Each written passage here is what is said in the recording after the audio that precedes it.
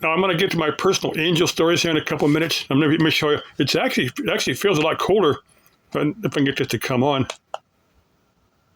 This is my ghost meter. It's actually reading 84.3 degrees Fahrenheit and 29.1 degrees Celsius. And there's no electromagnetic fields. Not where I'm saying there's no ghost. Now, I did have this go off once. It's my back pocket. That's another reason I want to go do that waterfall hike up there in the White Tanks. I want to take my ghost meter and my camera up there, and I may go Sunday just to walk around, because if it stays cold or rain, if Sunday turns out to be pretty warm, I may not. It's rained enough. Hey, I think one of the TV weather guys, actually watch my videos, because there's a few things they mentioned on the air that I think may have been from watching my videos. Some fairly unique things. Is that one guy, if you watch my videos, hey, let me know if a significant amount of rain hit the White Tank Mountains up there, and if it's your personal opinion that waterfall hike, might actually be running. If you think we got enough rain or not, I'm just putting it out there.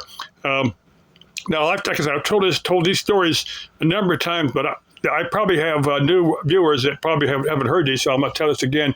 Now, these are personal things that happened to me, not moderately interesting.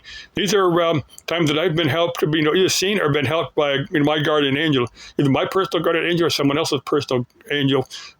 Just by the way this came down. This is several times. Now, this was quite a number of years ago. There was a local business here. It's been closed for years, but they used to have a door with a glass window, and this lady kept staring at me, and I thought it was a lady that that wanted me for a job. She kept staring at me, so I thought she was staring at me. That I was at the cash register. Once I purchased some stuff, she smiled and walked off, and then later,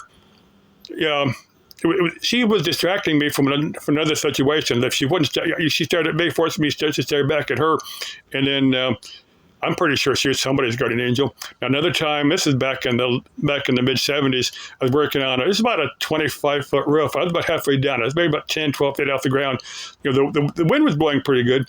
I was a lot heavier when I was younger. I'm a little bit skinnier now, but anyway, when I was up on the roof, I tied the ladder to the one vent pipe. When I was coming down for the last time, I untied it about halfway down, and a gust of wind blew me and the ladder over. It was several seconds between when the ladder was vertical, was up against how the building was on the ground.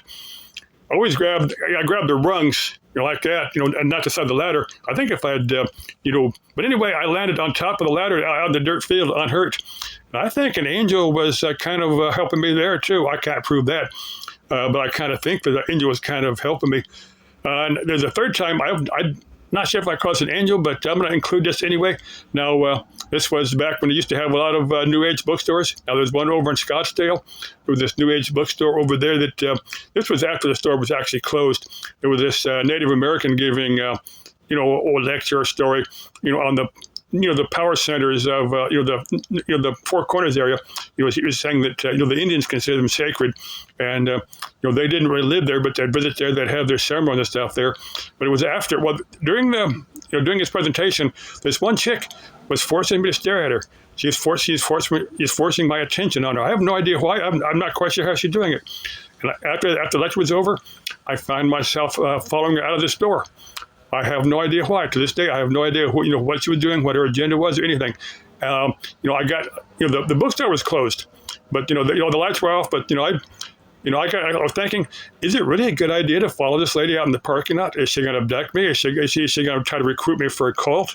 To this day, I have no idea what her game was. But I let her go ahead and get out of the building. I just let her walk out of the building.